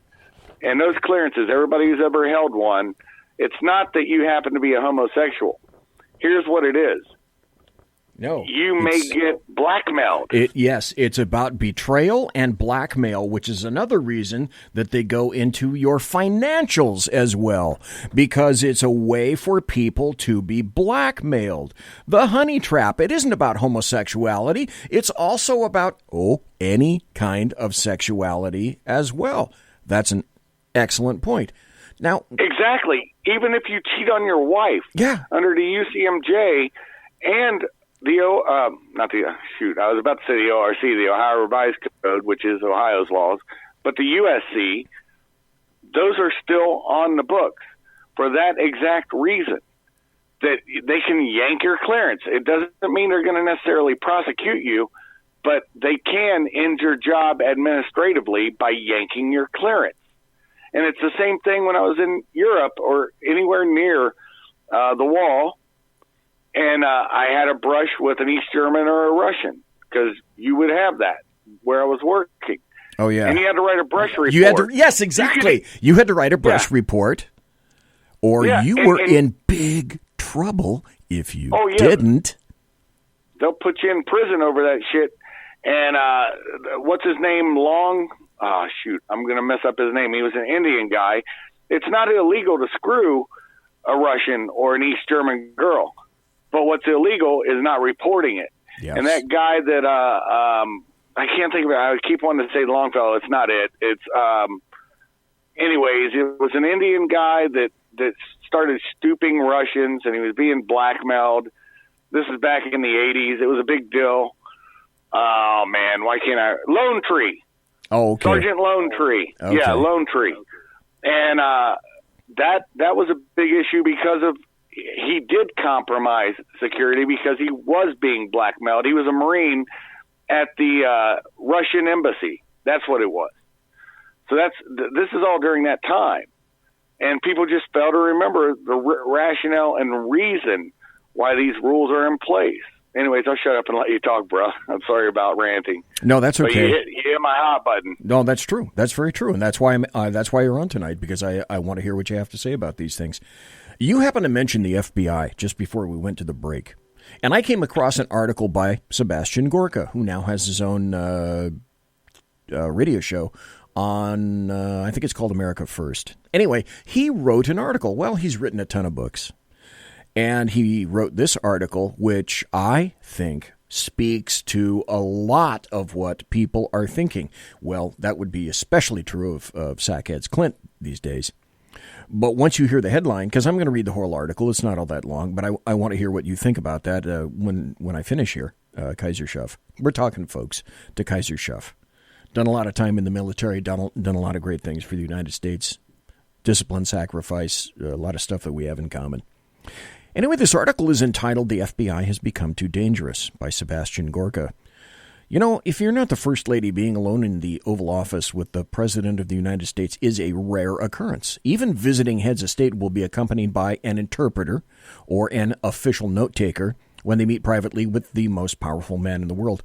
So I'll never forget the day in June of 2017 when I found myself in front of the Resolute desk with just President Donald Trump in the room with me. I was there for something that pertained to my job as a strategist to the president. If memory serves, it was to discuss our plan to undo the 44th president's disastrous Iran deal when the topic of Russia came up. Suddenly, the president stopped, looked at me, and said, "They will find nothing because there is nothing." Now, since he shared that declaration with me, good men like General Mike Flynn have been charged with process crimes. Shady characters like Paul Manafort have been convicted of wire fraud. And young men such as George Papadopoulos have served time in federal prison as a result of their foolish self-aggrandizing. Yet, none of the charges made or the convictions brought by special counsel Robert Mueller have linked the activities of the Trump campaign with the Kremlin, which, of course, was Mueller's mandate. 2 years later, at a reported cost of well over $25 million, not one charge or conviction has proven the original allegation of Russian collusion. At any other time, this would have led otherwise reasonable people to say something similar to enough. Time for Mueller and his team, a dozen of whom are registered Democrat donors, to close shop and for the former FBI director to end what President Trump justifiably has called a witch hunt. Instead, the left and the left's domesticated media have escalated their attacks. As the president was preparing to board Marine One on the North Lawn, Kristen Welker, I should say, a member of the White House press corps working for NBC, actually asked President Trump whether he's working for Russia. This following a New York Times story in which we learned that the FBI's leadership initiated an investigation into the president after he fired James Comey, proving that he was in fact pointing out that he was in fact an agent of the Kremlin. President Trump was right to call Welker's question disgraceful. Yep. But Sebastian Gorka says we have to go further. First, there's the issue of facts. After 2 years in which Donald Trump, as president, has raised the defense budget, sent anti-tank missiles to the government of Ukraine, scolded NATO nations for not taking the threat from Russia seriously, and encouraging them to keep their commitments to the alliance, as well as authoring the killing of more than 200 Russian paramilitary contractors in Syria. Yep. How can any sane person who values the truth and her own professional integrity as a journalist even ask such a ridiculous and surreal question? But there is an even more serious question, one that raises the specter of sedition at the highest levels of our republic. As former federal prosecutor Andrew McCarthy noted on my show, America First, the FBI is part of the executive branch, and its mandate to execute counterintelligence investigation serves one person and one person alone, the incumbent president. McCarthy, remember, helped put the mastermind of the first World Trade Center, Omar Abdel Rahman, the blind sheik, behind bars. As he's written time and again, counterintelligence operations are not exercises in evidence gathering designed to lead to a prosecution of a crime in a federal court. They're instead secret activities designed to provide the chief executive with information on what enemy nations or inimical non-state actors are doing to the country so the president can direct responses to the threat, be it from Soviet agents during the Cold War or ISIS terrorists here in America today. So this is not what happened in 2017.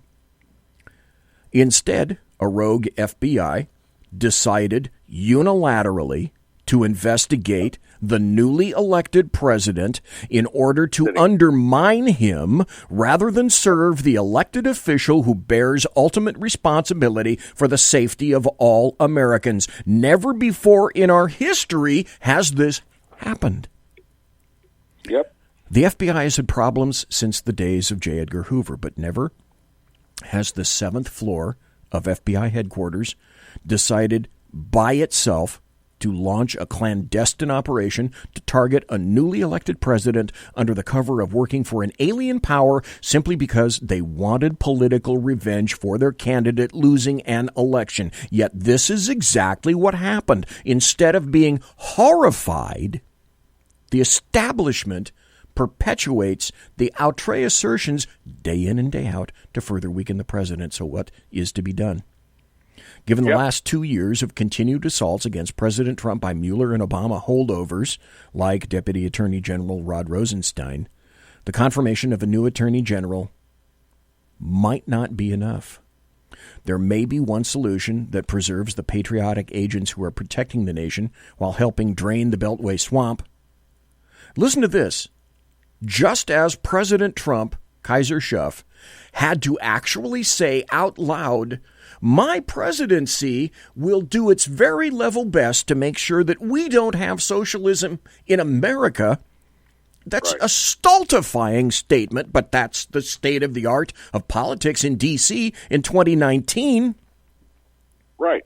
Now we have Sebastian Gorka having to write because of all of this, and he's certainly had an inside insight.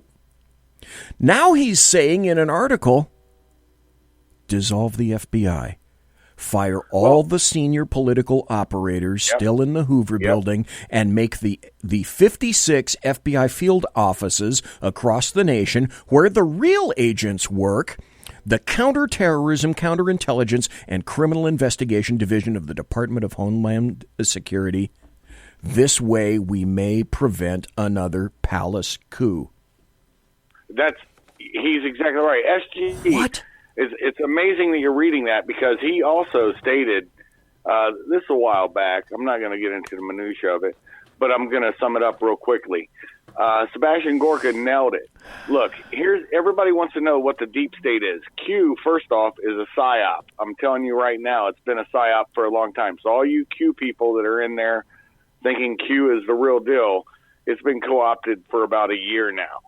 Now, secondly, what I'll state is Sebastian Gorka nailed it on the head. The deep state is nothing more than what's called the SES, the Special Executive Service. That's after your GS level as a Fed. You know what I'm talking about. Right. It's like a higher division in the state of California, but I know the simile that you're making. Right. And so what you have are unelected, unaccountable, really unfireable people. You think it's hard to fire a government employee? Try going after an SES. It's almost nearly impossible. Trust me, I've seen it.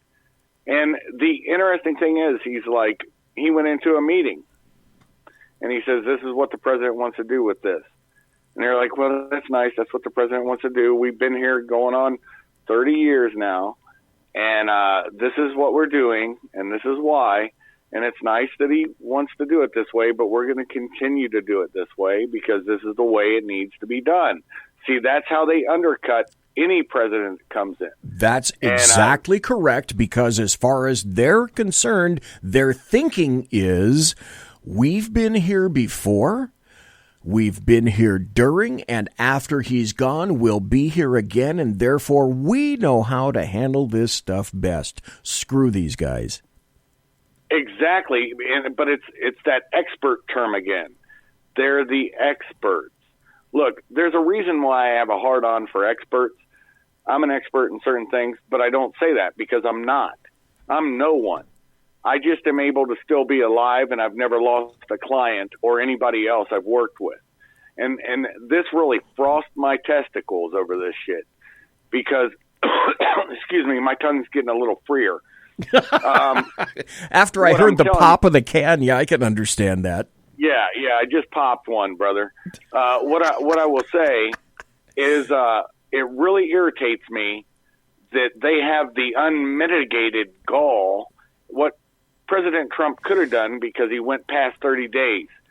After 30 days, and I think he's going to do this actually, he can now start thinning the herd. He can start getting rid of agencies, start getting rid of things that are wasteful. And that's what a shutdown does trigger after 30 days. That's why they never let him go past 30 days, and he let this one go past. We'll see what happens, but Sebastian Gorka has nailed the exact problem, and it is the SES. The SES is the deep state. The deep state is the SES. Don't get everything twisted, because everybody in the 7th floor of DOJ's down in D.C., they're all SES. The lawyers, all of them, except for the contractors and the appointed, like Mueller, appointed investigators, special investigators. That's it. And they're just there as a contractor, in a quote-unquote contractor. They're not really a contractor, but you know what I'm saying. They're appointed to do this. Right. And the mandate that Rosenstein gave Mueller was pretty much open-handed. And you're right. The only convictions they could come up with, and they've all been, who cares? When they have to go over Manafort, go after him for something that's 10 years old, that's probably out of statute of limitations, honestly. What's his name? Papadopoulos. Papadi, he did 3 weeks. And how's that prison? He went to a jail. Podesta's brother, Anthony Podesta, did the exact same damn thing, and nothing happened to him, proving conclusively this is political. End of statement. But what I failed to mention, I should say, in my first half-hour rant is, absent Donald Trump, and one of the reasons that the leftist Democrats and American media maggots hate him with every fiber of their being is because he is speaking more truth than any prior president that I'm aware of, and people on his staffs and people surrounding him are speaking more truth. Figure this. Envision this, folks. We got 3 more minutes, by the way, Kaiser, before the bottom of the hour break. Envision this. Absent President Trump, would we know a percentile of the heinous, underhanded crap that's been pulled by the LDAM? And I submit, no, we wouldn't know. We wouldn't know. Our collective state heads would still be in the sand. I have another cut that I'm going to play before the break. And this is, again, another person speaking very bluntly and very plainly, which is the press hate this. But listen to the honesty in this audio cut of, this is Sarah Huckabee Sanders talking about the border, and she's getting rained on, and she's speaking under an umbrella. But listen to her words. Look, we're not going to negotiate with the press, but the president wants to make sure he gets enough that he feels comfortable protecting the American people. That's the number one job he has. And let's not forget that every single member of Congress, both Republicans and Democrats, have campaigned that they want border security too. Democrats are playing political games, and they have to decide whether or not they hate the president more than they love this country. And they have to decide that they're going to fulfill the duty that they took when they took the oath of office and that they came in here to do. They all campaigned on border security. We hope that they'll fulfill their promise like the president is doing his. He's going to do and uphold his constitutional duty to protect the American people, and we hope they'll join with us. Nailed it. Period. Nailed it. But see, there's some spin there. I'll tell you why. They did not campaign on border security. What they campaigned on was lack of border security. Every one of them, the new young hip ones, like accidentally orgasmic cortex, right? They campaigned on getting rid of ICE. And honestly, folks out there, quit using AOC, because that is some way that bumps her up in the meme war.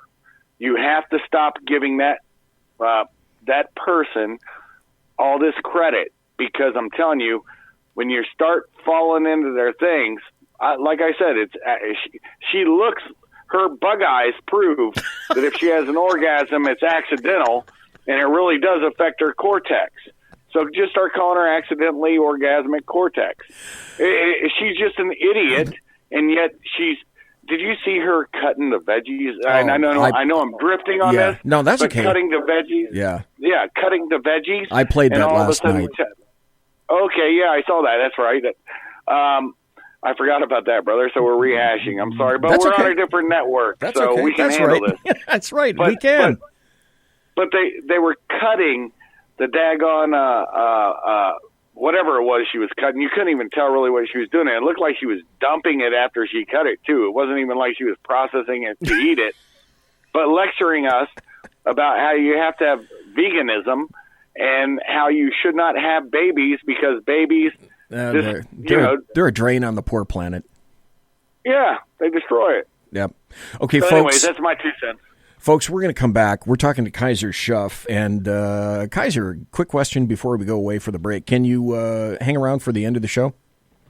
Sure. Okay. Hang. Great. Doesn't bother. Outstanding. Mm-hmm. Folks, when we come back after the break, I'm going to make a revelation. And I kind of hinted about this maybe a month or two ago. Didn't really come around and say it, but I feel I can say it now because now it's out in the media. And I'm going to give you a heads up. And I'm going to give you a heads up about Sacramento. I'm going to give you a heads up about California. And I'm going to provide a heads up to you because I think that what I'm about to tell you when we come back after the break is potentially going to affect the nation. And now there, I submit, are going to be some decisions that are up to you that may affect in the near future your well-being. And I'm sure about this time you're thinking, boy, if that wasn't convoluted, I don't know what was. Well, hang on after the break, and I'll tell you what I'm talking about. Conservative media done right. You're listening to the SHR Media Network. Hey, this is Michael Wright. And I'm Shannon Wright. Join us for The Right Way with Shannon and Mike Monday through Thursday from 7 to 9 a.m. right here on SHR Media. Why are they joining us? For fun things like sports, politics. Oh, maybe some news and entertainment? And all kinds of other things. Money and recipes and events, all kinds of stuff. Yeah, so join us Monday through Thursday, 7 to 9 a.m. here on SHRmedia.com.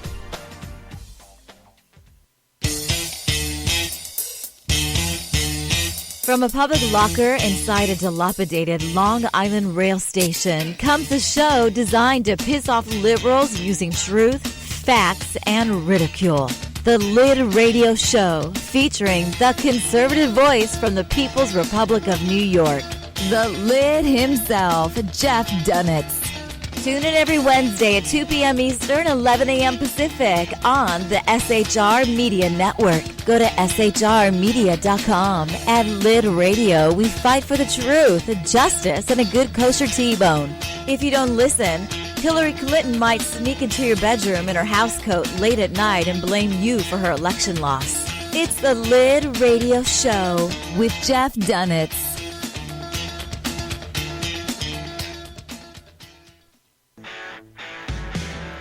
Hey girls, Carry Girl Gear is here. More and more women every day are concealed carrying, participating in competitive shooting, and getting firearms training. It's not a boys' club anymore, and we don't have to shop in their stores anymore either. Finally, a cool and unique clothing line just for women. Dope tees and hats for the patriotic, concealed carry, and 2A girl. So what are you waiting for? Go check out carrygirlgear.com today. It's your business diva here, Melanie Collette. I am inviting you to a front row seat as I discuss some of the most intriguing details of wealth and finance with today's movers and shakers in the world of business. Listen in and discover financial truths on a global, domestic, and household scale. Uncover topics that will impact your wallet today and in the future. Money Talk with Melanie airs Monday through Friday, 5 p.m. East, 2 p.m. West, right here on SHR Media and High Plains Pundit Talk Radio. You can't afford to miss it.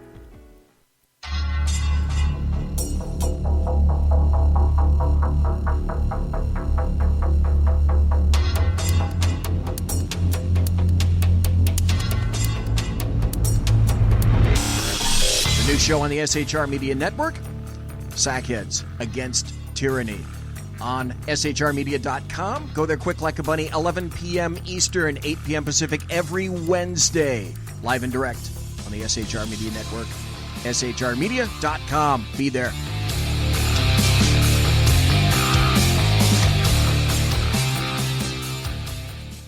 For 50 years, I've seen the American people blinded by corrupt politicians, a lapdog media, and deceptive Islam.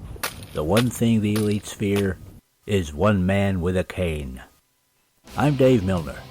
Join me through Spreaker, iTunes, and SoundCloud, through SHR Media and the Western Free Radio Network, for half a century of experienced perspective on political and social issues, weekly on The Unpleasant Blind Guy.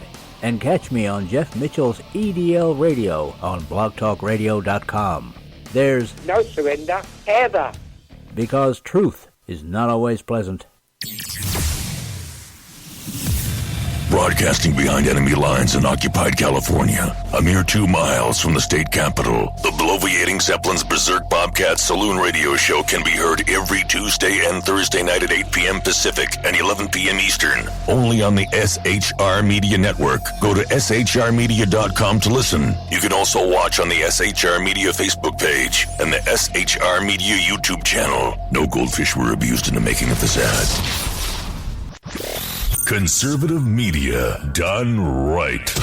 You're listening to the SHR Media Network.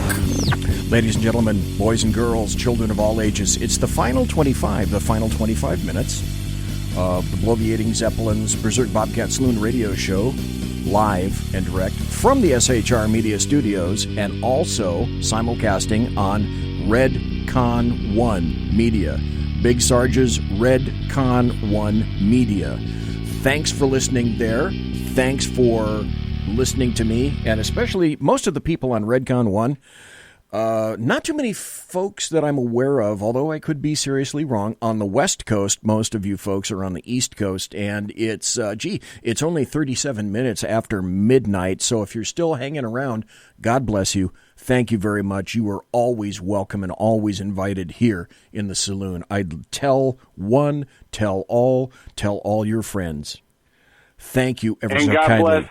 Yeah, you betcha. And God bless Big Sarge. Yes. And all the listeners out there. Yes. God bless you guys, men, women, everybody, because you are in a small cadre of patriots, I fervently believe, that have nothing but the best wishes for this nation. This nation is enduring a critical time, and it needs people like you to support Big Sarge, myself, your Republicans, your representatives, your senators, the people that you think are doing the work, law enforcement, the military. Without the military and law enforcement and people making sacrifices, quite possibly like yourself as well, you listeners and watchers and viewers, this country wouldn't operate. This country wouldn't operate without people like Kaiser Shuff. This people wouldn't operate without people making sacrifices in civilian law enforcement. So thanks to all the emergency responders. God bless our military. It is the American soldier that keeps this nation free. This nation is the last, and I completely believe this nation is the last best hope for the entire planet. It was an experiment. The experiment is always being challenged. There is no nation like this on the earth that goes to war, loses its men and women, and then doesn't occupy countries. I can't think of too many other nations that don't build empires off of kicking people down and defeating evil. And I'm sorry, I've seen it. I believe it. There is good and there is evil. I've looked it in its face. Yep. I know what it looks like. I know what its eyes look like. I know what its breath smells like. I know the words it says. And so does Kaiser. On that note. Here's the thing. First off, I'm no one and I do nothing. That's just the reality of it. I'm just a cog in the wheel, and I do this for the money, not for the patriotism anymore. Because here's the thing. You said doesn't build empire. I wish I could agree with you, but here's the thing. We did build an empire, and I think Trump is trying to bring us back to a republic the way it should be. And unfortunately, I was a helper in that, and a cog in the wheel of the skin trade, whatever you want to call it, however you use the term, but you know what I do for a living. Yes, I do. I'm not going to get into it. And also when I say that, though, I want to meter this, Kaiser, by saying this. I know what you're saying. I know what you're speaking. I know how you're speaking it. But I mean in the larger overall umbrella of things, because you and I both know that, as I mentioned earlier, everything is cyclical. So, yeah, we get new presidents, we get a new Congress, we get new representatives, we get new senators, and they all have their minuscule and major series of motivations, good and bad. Yeah. But in the larger scheme of things, there is no other nation like this. There is no. No, you're exactly right. Nation like you're this. exactly right. Our ancestors, here's what people fail to realize. The one thing that's true about this great nation is I'm not courageous. There's a lot more. There's better men than I and lesser men than I. This is the normalcy of the world. But communism tries to make everybody equal by making everybody low, okay? By making them not be there. The only reason I could ever have stood anywhere I was at, and I say two things, and I mean them both. The first prayer I say when I get out of bed is, put my feet where you want them today, God, Lord, Christ. The second thing I understand is that I'm never alone. My ancestors are behind me. And that means I'm never alone. And there's a long line of them in the House of Shuff. And that's something Americans always knew, and yet with this new thought process that our children, luckily not my son's in the Marine Corps, our children have been indoctrinated with. Oh, my God. My son understands his ancestors and understands sacrifice for every nation we've been in. And so when I say this, I mean it correctly. I've never gone anywhere where I'm more worried about what the people back home think. It's about the man to my left and to my right and not failing them. And it could be a woman to my left or right. These are things that I think people don't understand that are important. They don't understand camaraderie in a crucible. Mm-hmm. And we have both experienced those things. Yes, exactly. Let me move on a little bit because I'm going to get very specific now. I said that, folks, I'm giving you basically a heads up. And you're not, I can guarantee you this, you're not going to hear this on any other radio program. This is one of the reasons that I hope that you're listening to me, folks at SHR and folks at Redcon 1. Now, you can take this with a grain of salt, but I'm telling you that there's some information in which I'm privy to that is saying that things are going to get very sketchy again in the not-too-distant future. And when I say not-too-distant future, because I don't specifically know, and there's a very good reason for that, either this weekend, weekend after, or at the very most 3 weekends from now, but I would guess sooner rather than later, we're going to be experiencing civil unrest throughout the nation. This is my opinion. I can tell you, though, that it's going to start in Sacramento, because I know for a fact that Sacramento is preparing for riots when the Sac PD officers who shot Stephon Clark, and I'm not going to even go into the shooting. I'm not going to go into. I can tell you that I'm not going to call it a bad shoot or a good shoot. I'm going to call it a justified shoot. And take those words as you will, because I'm not going to debate the motherfuckers right now that are saying that, it's just, been there, done that, got it, T-shirt, it etc. Don't care. That was last fucking year. Okay. Yep. I'm telling you now, though, the city of Sacramento is bracing itself for an assload of coming violent protests, because the Sacramento County District Attorney, Anne Marie Schubert, is, and the Attorney General, I think the AG, are going to release their independent reports on the Stephon Clark shooting. This is roughly about a year since that shooting in the jurisdiction of the Sacramento Police Department. The Attorney General, Xavier Becerra, that's his name. They're going to release their findings. I know it's going to come before March 18th, the first anniversary of the shootings. And it, like I say, it could be this weekend. It might be next weekend. But it's going to be, I believe, the information that I've got is it's going to be before March 18th. To try to stir it up. This is going to be another excuse, because we had this occur in Sacramento already. And let me back up a little bit. The DA, and I don't know where Becerra is going to come in on this. I have a pretty good idea, but I can tell you specifically that the Sacramento County DA, Schubert, is not going to recommend charges for the city of Sacramento police officers that were involved in this.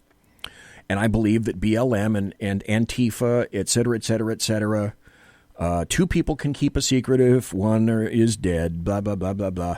They are looking for another excuse to Ferguson the crap out of the United States of America. So, folks, I'm telling you, I'm suggesting to you, I'm warning you that unrest is going to start in Sacramento, and it probably won't be the night of the release of the information. It will probably start the next day. And then that night, under the cover of darkness, shit is going to pop off in Sacramento, California. When that happens, the next day, there will be flames lighted up and down the state of California. I believe that those flames will also be ignited throughout the rest of the nation in various forms, buttressed and supported, aided and abetted by BLM, Antifa, George Soros, and those minions. They're looking for an excuse to light this country on fire. They're about to get it. If I were you, and this is, I'm sorry if you live in one of these areas, but actually I'm not. If you happen to live in what I term to be an urban rat cage, like Detroit or Los Angeles or New York or any major leftist-run high population, high density area, I'm suggesting to you that shit could seriously cork off in these areas. Treat this as if you're about to encounter a tornado. My suggestions to you would be you might want to have a certain amount of food available. You might want to have a certain amount of water available. You might want to have a certain amount of precious metals available. Circumstances, including lead. Circumstances dependent. I'll let you folks figure it out because you're adults, just like me. But I am providing you with a very serious heads up because it's coming, and I know this for a fact. Now, exactly precisely what form and to what extent, I'm trying to prognosticate a little bit, but I don't think that any decision is going to be met with hail fellow well met hugs and kisses, and we'll just motor right along. There's nothing to see here. It's not going to play out that way. Here's an interesting thing for people that don't look at it at a 30,000-foot level. Jesse Smollett, that was in Chicago, right? Look at these democratic cities that all of a sudden are having issues like this, okay? And the media race baiters are constantly going at it. We're lucky that Smollett was found out to be a fraud, and there was a black chief of police that was able to push him down. Oh, that chief's speech, his 5 to 10 minute retort to what has happened. Epic is a perfect word. Kaiser Shuff. Right. It was glorious. It was able to defuse it, but I agree with you. Everybody's known this is coming down. So what you need to look at on the internet is it's going down. That's one of these big Antifa pages. Also look at Anti-Racist Action, ARA. Right. They're calling it Days of Rage. I'll tell you quite frankly, because I've been on those websites. You can go on them too, anybody else, but it's being quantified as Days of Rage. You know, folks, I call that a clue. It's a big clue. We reached right into the clue closet and grabbed it, brother. Here's the thing that yes, makes me did. Here's the thing that makes me so incensed is that everybody thinks a conspiracy. Of course, conspiracy theory. I did a whole video on the difference between conspiracy theory and what a conspiracy is, and sometimes they one becomes the other, and that's a fact. But the purpose is, you have to find that grain of truth. Well, when you're seeing, and I agree with you on Sacramento, I've been watching this. And Sacramento, unfortunately, the left coast always leads the East Coast. That's been that way since I was young. And all the insane shit I saw in California, I remember bragging, this is no joke, and this would have been 88. We were out doing a CAX in the Marine Corps at 29 Palms. And they were talking about, the assault weapons pre-ban and all this stuff, what they were trying to lead up to that became the assault weapons ban when Clinton took office. Right, 96. California kind of, 88, I believe it was when California was trying to institute more Second Amendment gun grabs in cities. And I was like, this will never happen in my state. I used to get the newspaper from Ohio delivered to me. Yeah. And all of a sudden, Columbus, the armpit, we have 3 of them. Yeah, most places only have 2 armpits. We have 3. Columbus, Cleveland, Cincinnati, the 3C. Yep. And they were instituting the same thing like 2 weeks after I said that. And that's what caused me to really start thinking. And, the way to turn a liberal or a communist or a Marxist is to get them to think, to isolate them from their echo chamber. And once I started thinking, wow, now I'd never voted for a Democrat. I called myself a Democrat. But the interesting thing is as I started seeing this kick back in the late 80s, I was like, there's something afoot here. I wasn't sure on it, but it took a while. Just like when I was out at 29 Palms, our Captain Eason, I think his name was. Mm-hmm. I could be wrong on the name. Okay. Anyways, he did this thing out in California where he asked all the Marine military policemen, would you fire on your troop or on citizens to take their guns? And it made Rush Limbaugh, believe it or not. And we were like, no. Most of us were like, no, man, we're not doing that. Well, I think while it's not as bad with the Army, Marines, and Navy, the Navy's 50-50 from the last time I saw it, because that's been pushed out again. But the Air Force is worrisome. It's 75% that say they would, 25% say they won't. I have to tell you, and this is especially of concern for me, but the military, emergency responders, and law enforcement are no different from whatever gene pool from which they're dipping. They're no better or worse than the gene pool from which they select their recruits and candidates. And they are different people today. And I can tell you that there are certain law enforcement agencies in California. I cannot tell you about Ohio. You certainly probably can, much more insightfully than me.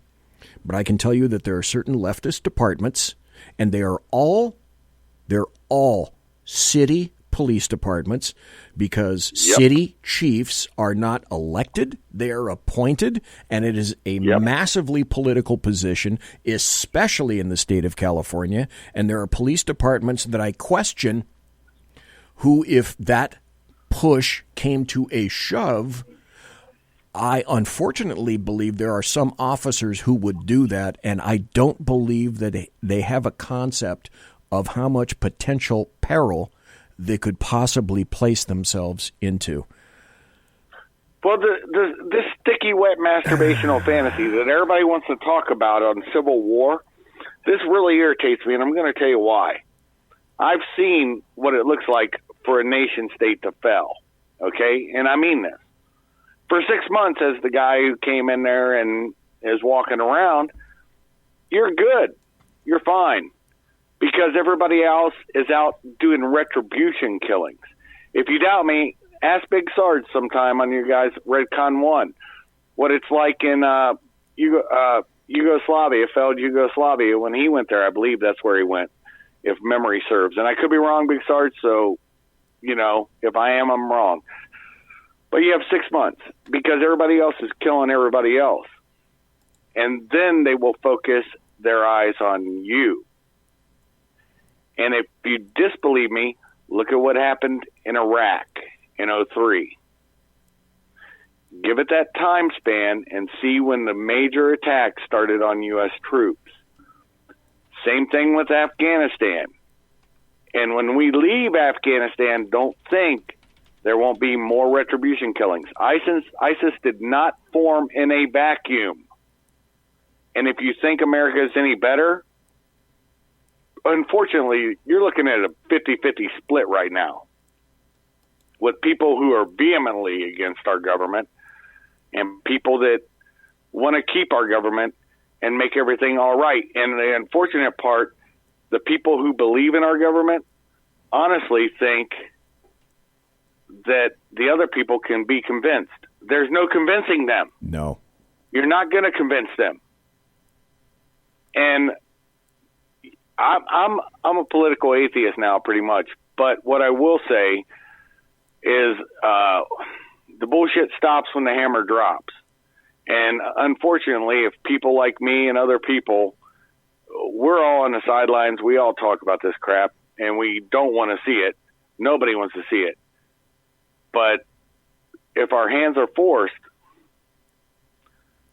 our hands are forced. And, you know, like I said, nobody wants to see what I think is coming. But I wouldn't doubt your time frame, because I've been seeing a lot of buzz, brother. And that's all I'll say on that. It's time for us to wrap up, but I want to leave with a quote. And you've probably heard it before, folks. I would guess that most everyone on SHR and most everyone at Redcon 1 has heard this quote before. This is from a person called Pastor Niemöller. And it's unfortunately every bit as applicable today as it was then. If you haven't, you should read the novel by Eric Arthur Blair, otherwise known as George Orwell, 1984. It is possibly more applicable now, certainly, than it was in the 50s and 60s. It was written in 1947. And I want to leave tonight. First, I want to thank Kaiser. Thank you for being here tonight. On the heels of that, this is an incredibly important quote, and I'd like you to just mull it over just for a bit, if you will. Pastor Niemöller wrote, and it's a quote, if I'm not mistaken, that's also in the Holocaust Museum in Los Angeles. It's on the wall, and it goes like this. First, they came for the socialists, and I did not speak out because I was not a socialist. Then they came for the trade unionists, and I did not speak out because I was not a trade unionist. And then they came for the Jews, and I did not speak out because I was not a Jew. And then they came for me, and there was no one left to speak for me.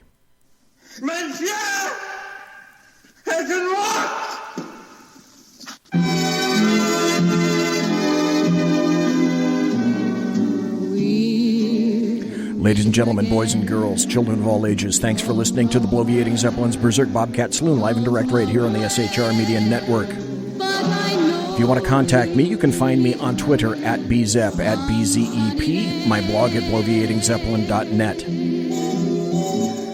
My continued thanks to Redcon 1 Media for simulcasting my show.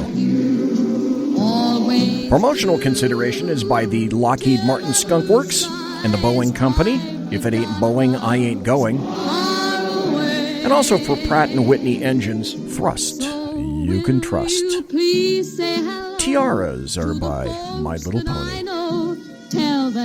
Thanks to my personal KC-135 Kettle 1 refueling team, with whom I will be consorting in less than an hour. And thanks ever so kindly to you for listening live. Thanks to Kaiser Shuff. Thank you for being in chat. Thanks for listening in podcast. I appreciate each and every one of you for taking the time out of your busy day or night to do this. Have a great weekend. God bless. Take care. Be safe.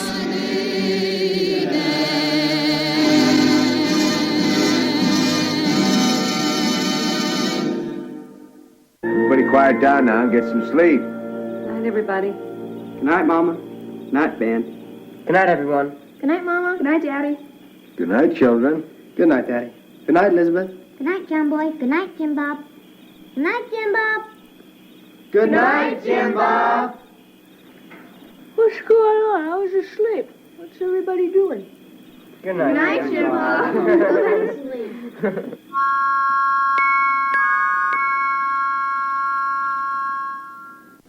Good night, and good luck.